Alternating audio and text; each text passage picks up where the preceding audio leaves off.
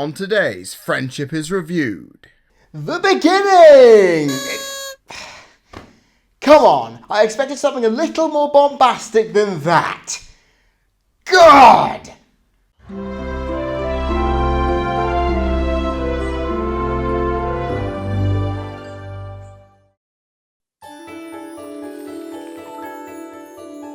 Once upon a time, in the magical land of Equestria, there were two regal sisters who ruled together and created harmony for all the land. To do this, the eldest used her unicorn powers to raise the sun at dawn. The younger brought out the moon to begin the night. Thus, the two sisters maintained balance for their kingdom and their subjects. Well, isn't this interesting? We actually have some backstory. You know, it's really rare to see an animated series nowadays actually give backstory right off the bat. Gotta give the series some plaudits there for getting off to a strong start. Also, that storybook detailing is quite nice as well. Elements of harmony. I know I've heard of those before. Here's our heroine. Seriously, who else do you think it would be at this early on in the episode, huh? My little pony, my little pony. Okay, this is the only time I'm going to be talking about this opening sequence in the entire series of reviews here, mostly because this is the only time that it actually annoys me. Now, we have two backstory characters and one main character showcased before the title sequence hits, and we think, okay, that's fantastic. But it saddens me and it hurts me to see other characters come through visually and audibly throughout the entire thing. And it makes me think, hold on a second, if you're going into this series for the first time, having never seen this show before, you have no idea who these characters are. And the purpose of a first episode, and indeed a pilot, is to showcase all these new characters off when you get into the episode, so we can figure out who is going to be on this adventure with us, and inevitably who we're going to support. It builds up anticipation. And if it throws it all into the title sequence, it just ruins that. Not to mention, it makes the entire first part of this episode completely and utterly redundant. Let's just hope that it gets better from here. There you are, Twilight. It took 2 minutes and 20 seconds for our heroine's name to be mentioned. I don't know whether to be impressed or terrified. It's not featured in the title of the show, so I can let that slide.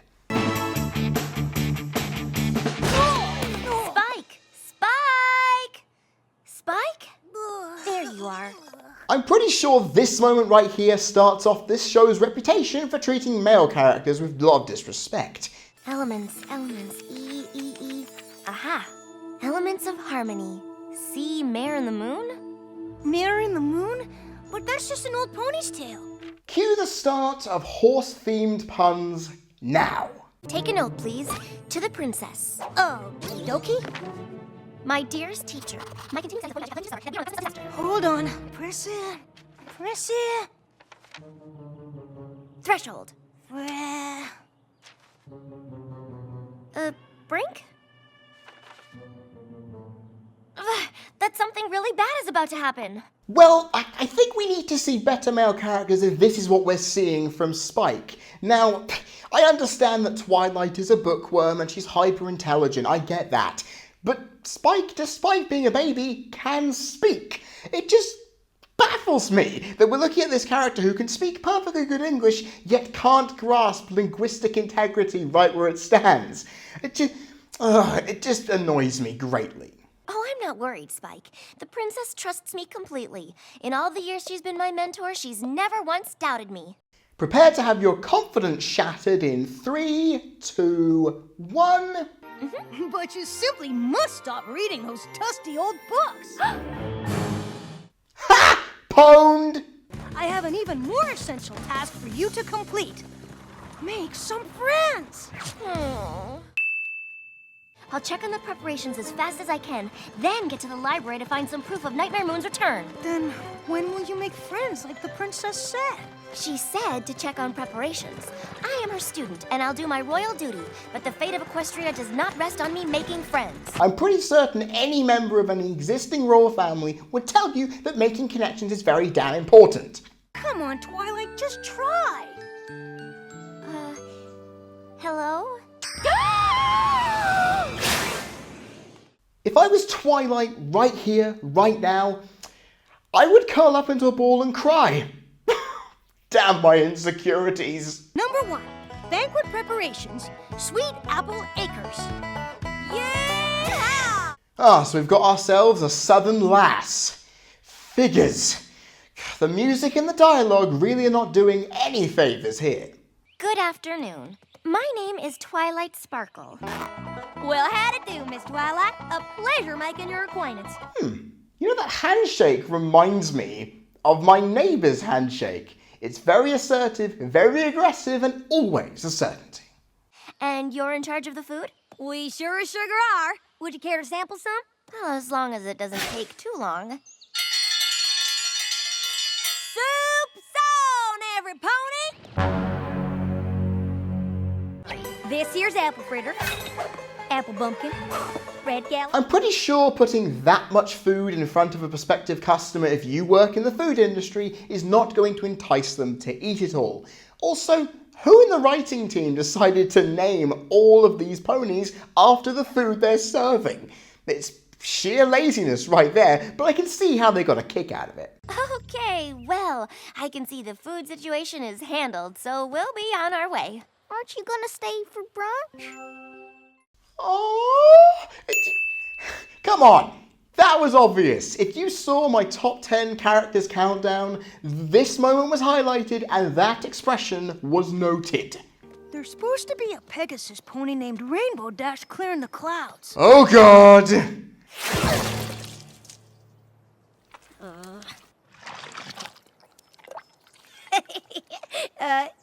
Excuse me?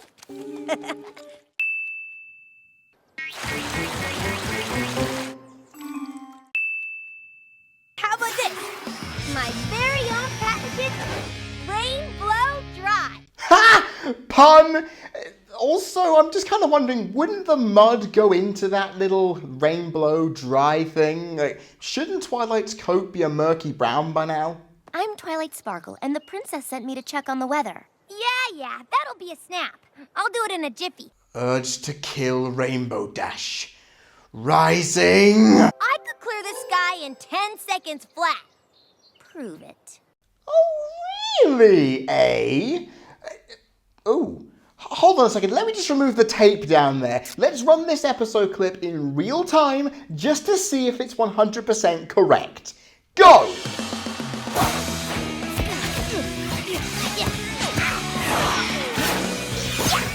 Loop around and flat. What'd I say? 10 seconds flat. Wow, 10 seconds of episode time counted for. I'm actually quite impressed. Well done, the animators. Rainbow Dash wins. She's amazing. Wait, it's kind of pretty once you get used to it. That, Spike, is how you get friend-zoned. Oh, come on, I'm not implying anything, but seriously, if it was any other situation, he would be. Beautiful indeed. Not the decor. No. Oh, goodness, no. How are my spines? Are they straight? Male character falls in love at first sight. Oh boy, this is going to be a long drawn-out thing. How can I help you? Oh, my stars, darling! Whatever happened to your coiffure? So Rarity is not only obsessed with fashion and design, but she also has to stereotypically have French words in her vocabulary to make her sound cultured. The stereotypes really aren't helping this early on, are they? 2 hours later. We're gonna be the best of friends, you and I. Friend is now Twilight's safe word. Don't believe me? Well, the face shows it all. Oh my. Stop please, everyone. Excuse me, sir. I mean, no offense, but your rhythm is just a teeny tiny bit off. That's not rhythm, that's key and pitch. Get your terminology right, damn it. I'm Twilight Sparkle. What's your name? I'm Fluttershy. I'm sorry, what was that? My name is Fluttershy. Didn't quite catch that. Oh, it's so cute! Damn it! Come on, why is Shyness so bloody adorable? Could somebody tell me? A baby dragon! Oh, I've never seen a baby dragon before. He's so cute. Well, well, well. I'm pretty sure Fluttershy suffers from somewhere on the autistic spectrum just like I do. I mean, she's really shy around meeting new people in social situations, but she's also showing real obsession and care about what she loves the most. Am I overanalyzing this too much? Do you want to hear about today? Oh, yes, please. I am so sorry. How did we get here so fast? This is where I'm staying while in Ponyville, and my poor baby dragon needs his sleep. No, I don't. Aw, look at that. He's so sleepy he can't even keep his widow balance. So, not only is Spike shown to be a blabbermouth, but he's talked down to in a patronising way. Now, I know he's a baby dragon, but come on! I just need to be alone so I can study without a bunch of crazy ponies trying to make friends all the time. Now, where's the light? Party hiding away in the dark until the occupant arrives cliché. Libraries are supposed to be quiet. Well, that's silly. What kind of welcome party would this be if it were quiet? I mean, duh. Boring. You see, I saw you when you first got here, remember? I'm pretty sure this much talking would cause madness.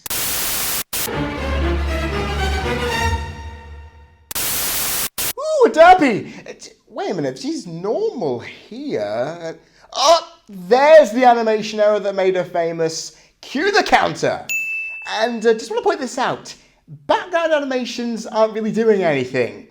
A bit lazy. And now you have lots and lots of friends.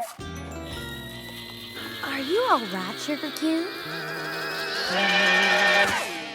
Aw, she's so happy she's crying. I'm pretty sure that reaction could have happened without the hot sauce, but wonderful visual gag, I've got to say. Hey, Twilight! Pinkie Pie's starting to pin the tail on the pony! Pin the tail on the what? Oh, that's it, I'm out of here. I'm done, screw it.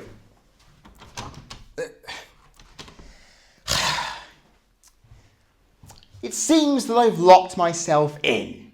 Figures. I'm pretty sure there were more birds earlier.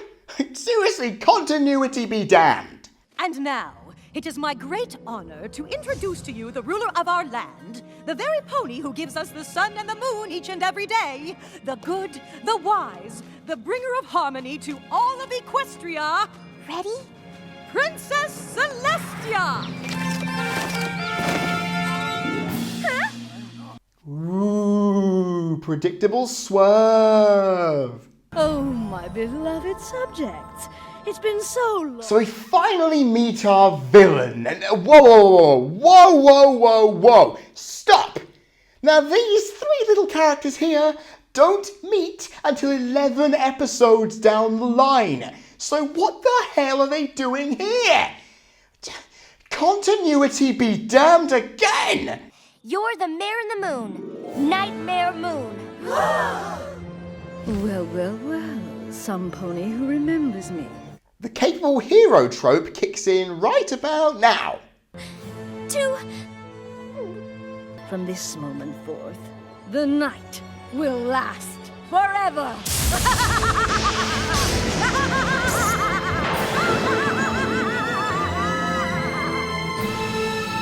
Oh no you don't! There we go. No to be continued bullcrap on my watch. Stand back, you fools! Ha! Horse pun! Seriously, you may be regal, but your dialogue is so punerific it's hilarious. We gotta stop Nightmare! You've been up all night, Spike. You are a baby dragon after all. Stop making Spike, the only male character showcased so far, to be weak. How can I stop Nightmare Moon without the elements of harmony? And just what are the elements of harmony? And how did you know about Nightmare Moon, huh? Rainbow Dash, you could read a book, perhaps? That's how we know. That's how Twilight knows. You're in a library, for God's sake. Educate yourself. But I don't know what they are, where to find them. I don't even know what they do. The Elements of Harmony, a reference guide. How did you find that? It was under E. Oh. Huh. So someone in this little town does know how a library works. Didn't expect it to be Pinkie Pie, though. There are 6 elements of harmony, but only 5 are known. Kindness, laughter, generosity, honesty, and loyalty. Musical foreshadowing! It is located in what is now The Everfree Forest! I'm pretty sure I saw this same everybody terrified screams the name out in horror cliche in another film. I can't pinpoint it though, but animated cliches come and go. But I'd really rather do this on my own. No can do, Sugar Cube. We sure ain't letting any friend of ours go into that creepy place alone. See? It's her safe word. The reaction once again tells all. Just look at it. It's dreadful. And it ain't natural. I'm pretty sure an equine world where you all talk is completely unnatural too, but I digress. Fluttershy, quick! Oh my goodness, oh my goodness. Ooh, sudden drama. Nice change of pace. And you know what? It's good to see a cartoon go back to old-fashioned morals. We cheer the kids up, and then we terrify the crap out of them. Cartoons, everybody! Fit for the soul of all concerned. And once Pinky and Rarity were safe, whoosh! Me and Fluttershy looped a loop around and wham! Caught you right in the nick of time. Urge to kill Rainbow Dash. Rising! A Manticore! Well, there are other characters here. Well, that's good, but I don't think attacking it is the best solution. Also, want to point this out. Shy character trying to speak up but is crowded out by the others fighting cliche.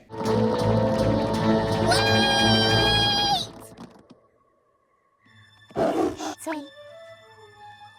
Oh, you poor, poor little baby. Little? Now, this might hurt for just a second. Fluttershy! A demonic possession would have been better, but this is a Y-rated cartoon, so I can let that slide. How did you know about the thorn? I didn't. Sometimes we all just need to be shown a little kindness. Ugh! Foreshadowing! Seriously, could you stop this already, episode? It's getting on my nerves. I think I stepped in something. It's just mud.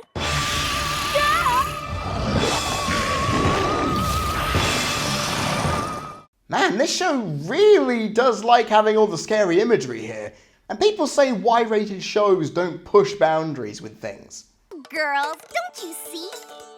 When I was a little filly and the sun was going down. Tell me she's not. I'm gonna have to agree with Twilight on this one. Mute, please. Now, I know lyrically this is terrible, but it showcases that this show is throwing everything at us already. I mean, we've had terror, we've had now music, and we've had some backstory at the beginning. Like, this is showing that everything has got good things rooted into it. Okay, this instrumentally isn't terrible, but the rhymes, oh god, they are so bad. In fact, they're so bad, it makes Fred Durst and Lil Wayne's rhymes look acceptable in comparison.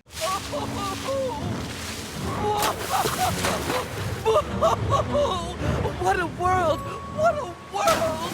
Excuse me, sir. Why are you crying? Well, I don't know. I was just sitting here, minding my own business, when this tacky little cloud of purple smoke just whisked past me and tore half of my beloved mustache clean off. And now, I look simply horrid. Oh! Seriously? A sea serpent with an image problem? This show is trying to make me hate every single character who is not in the main group. Seriously. And also, I have no problem with a male character being shown to be effeminate and caring of their appearance, But seriously, this is the only representation of males we've had so far? It's not going to bode well for the rest of the episodes going forward, is it? I simply cannot let such a crime against fabulosity go uncorrected.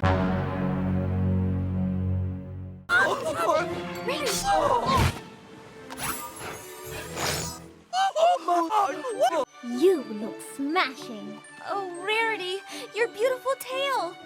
Oh, it's fine, my dear. Short tails are in this season. Besides, it'll grow back. So with the mustache. Ugh! Foreshadowing! Also, Rainbow Dash was right, it would grow back. Some people just don't have patience. Who's there? I ain't scared of you. Show yourself! We've been eagerly awaiting the arrival of the best flyer in Equestria. Who? Why, you, of course. Really? I mean, oh yeah! Urge to kill Rainbow Dash. Rising! We need you. Woohoo! Sign me up!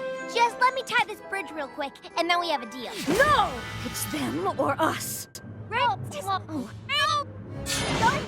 Well, You.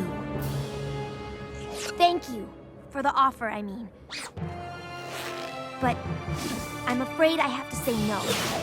And declined. Surprisingly. Hopefully we can see more of this side of Rainbow Dash in the future. This is the kind of thing I can get behind. When the five are present, a spark will cause the sixth element to be revealed. What in the hay is that supposed to mean? I'm not sure, but I have an idea. Stand back. I don't know what will happen. Come on now, y'all. She needs to concentrate. Leaving the protagonist alone? Pfft, some friends you are. Okay, fine. The friendship is no longer magic. Endo, we're done, I think.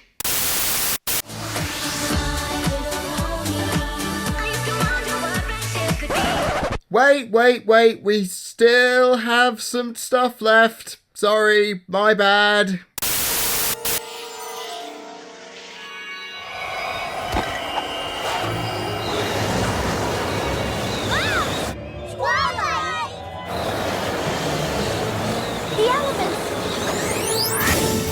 You know, I should have seen this coming. I mean, it's not like we got any signs or anything. Oh, God, we did. Anyway...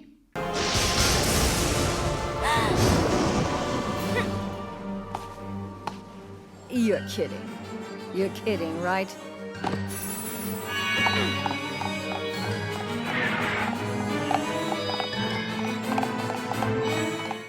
Okay, here's the epic confrontation. Here we go. Oh my God. Oh, Nightmare Moon's face just simply says, should I really fallen for that? Inevitably and stereotypically, villains in animation are cunning and smart, but just downright stupid when it comes down to it.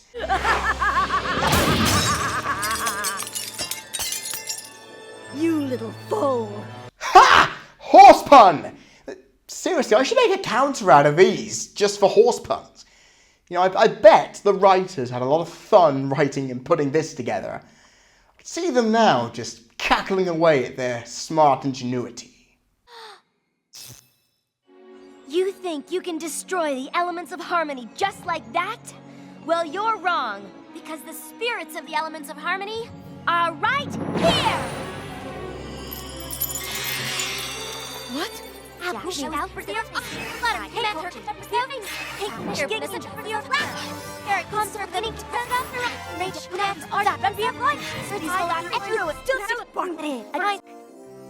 felt it the very moment I realized how happy I was to hear you, to see you, how much I cared about you.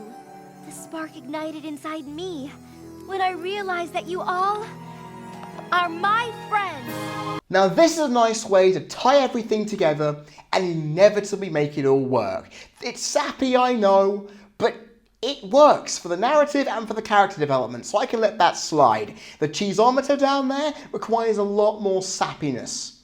It creates the sixth element, the element of magic. Magic? Oh, come on, that's not a personality trait. Oh, I give up. Cue the transformation sequence. Oh, thank goodness! Why, Rarity, it's so lovely. I know!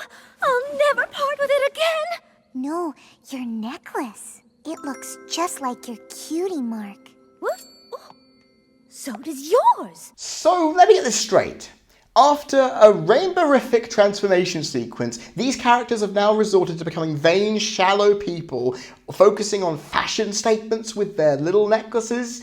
Oh, let's just hope this doesn't happen in the future, huh? Because it's going to get tiresome. I saw the signs of Nightmare Moon's return, and I knew it was you who had the magic. Animation error, ho! Anyway, just going to point this out. Celestia knew all along, huh? I'll be damned. But here's an interesting little point. We were meant to rule together, little sister. Sister? Twilight, you shouldn't be shocked at finding out that Nightmare Moon is Luna and the sisters are together related, you know? Because it was in the book that you read at the beginning of this episode. Certainly you should have known. I mean, none of the rest of the characters knew about this, so why the hell are you as shocked? Maybe you thought, oh, maybe it doesn't correlate. Hey, one person, the person who teaches me, sets and raises the sun and the moon daily. Maybe you're not as smart as we think. Just when I learn how wonderful it is to have friends, I have to leave them. Spike, take a note, please. I, Princess Celestia, hereby decree that the unicorn Twilight Sparkle shall take on a new mission for Equestria. She must continue to study the magic of friendship. She must report to me her findings from her new home in Ponyville. Oh, thank you, Princess. So Celestia is now forcing a life change on Twilight? She's not social services or anything, but seriously, the moral doesn't really make any sense here. Why is she having to almost chuck away everything she knows just because of other people? I know people can be selfless, but come on. It just, for me, doesn't really add up. Anyway, let's get on with the party. Come on, episode. Let me have something. Anyway, now that the noting has been done, let's go on to the final analysis. Hey, what the... Hey, why are you covering me in curtains for? I'm the host of the show, damn it. You know what? Forget it. Let's just get on with it. While the first episode of this two-part pilot is invalidated completely by the show's opening sequence, it's good enough to recover by not revealing too much too fast. The characters' occupation just sewn out in the open, but it doesn't weigh on them too much, allowing for their personalities to come through in the second part of the episode. The first part paces itself rather smoothly, but goes through at an accelerated pace to cover all the bases in its 22-minute runtime. The second part takes a more dramatic tone, breaking the meandering, mundane tone of the first part and adding more action to make the series look appealing. The slightly accelerated pacing issues from the first part don't work to the same effect in the second part, as it doesn't leave enough time for the climactic battle with Nightmare Moon, making it look like it's lacking a lot of momentum, where it should have been more intense rather than feel like an inevitability with no substance. Some elements of foreshadowing really weren't necessary, as it made the final moments look obvious from the outset. Sure, younger audiences won't notice this, but it's an irritant for a person like me. Finally, on a positive note, the standard beginning, middle, end narrative structure works to a T to tie off all the loose ends and make it come to a satisfying conclusion while also opening up the plot for the first season to unfold. If not let down by pacing issues, padding with the first part, and a ridiculous element of long ahead foreshadowing, it would have gotten better in the grade. Story and narrative gets a 3 out of 5. Obvious horse puns are obvious, but seeing every character's vocal delivery and writing combinations made me laugh out loud multiple times, playing well into Pinkie Pie's character. The petty appearance-based ideals could have been written out of this script to make the characters not look vain, but inevitably, who the hell are they appealing to here? The treatment of Spike being portrayed as very weak didn't help throughout, and really trivialised a character who is likely to do a lot more, so convincing the viewer right now that he has no impact will be a mistake that needs to be rectified later. Sure, the self-confidence of Rainbow Dash and the smugness of Twilight were irksome to watch and hear, however seeing them phased out over the course of the episode as they become more cooperative instead of singular characters shows good progression. Overall, it wasn't bad, but I await further improvements down the line. Writing and voice acting gets a 3 out of 5. The first episodes are usually a barometer for animation quality and whether it has any staying power with the viewer. Looking back at these episodes from the first series really do give the Friendship is Magic franchise some justice in this department to begin with. The flat colour style with vibrant backgrounds, stellar visual effects and good use of matching colour palettes for the characters really do bring it some charm. The flatness of the environment is still a little irritating in this season, but we'll have to see how it gets better over the course of time because it's not good to judge over the first 2 episodes. The elements of harmony and the use of sun lens flares really do add some polish that makes this series really stand out. Not to mention the occasional attentions to detail I've mentioned earlier in the review. I'm not going to be like Cinema Sins and pick out every single animation error, but this one right at the end here is a major no for me. The lack of movement in background characters when they really should have been doing something shows that Flash, at this stage, was a major irritant for the animators and showed it didn't have enough depth. Overall, there's a lot of room for improvement, but it's a great start. Overall, animation gets a 3 out of 5. I will give this show some credit for its first major message. Twilight didn't have any friends prior to the event of this episode, so to learn that she can't live without them now is a touching moment. However, I'm pretty sure the audience do not want to hear that your friends have to be the ones who lead your life in a certain direction. You have freedom of choice, and restricting that is not positive. Right, Celestia? I'm pretty sure they could contact Twilight if she went back to Canterlot. I mean, there are ways to do that, right? It's a message that delivers, but is half-hearted upon thought. Message gets a 3 out of 5. Pinkie Pie's laughter song, while irritating lyrically, does put a nice extra spin onto this episode, showing people what they're likely to see in the future. It's short and sweet, which is great, but its unexpected start caught me off guard and it would likely do to many others the exact same way. The backing music has electric guitar leads adding for some spunk, while some nice orchestral cues really added some class, fitting of a few characters. Its use for comedic cues is something I also have to commend it for. It's not much, but it's a good start. Even with the music number bringing it down a lot, music gets a 3 out of 5. This episode is a good start to the Friendship is Magic franchise. In 45 minutes of animated television, Hasbro tried to throw in too much to showcase what the show can do, which is a bit overkill and it didn't entirely work, but it is done for the benefit of us viewers in the long term, showing that this show is friendly, intense, colourful, joyful, and able to give you a good moral for your troubles. The episode didn't reveal too much, which gives a lot of room for movement going forward. It does what a pilot does, gives a lot but leaves you wanting more. It wasn't perfect though, with a lot of irritants along the way, but every show has to start somewhere. It's a good middle of the road to start things off and build upon. Friendship is Magic Parts 1 and 2 gets a score of 15 out of 25, which is a grade of a C+. I've been Freddie Thomas, you've been people watching, this has been Friendship is Reviewed Episode 1 for the CC Network, and I'll see you all next time. Cheers!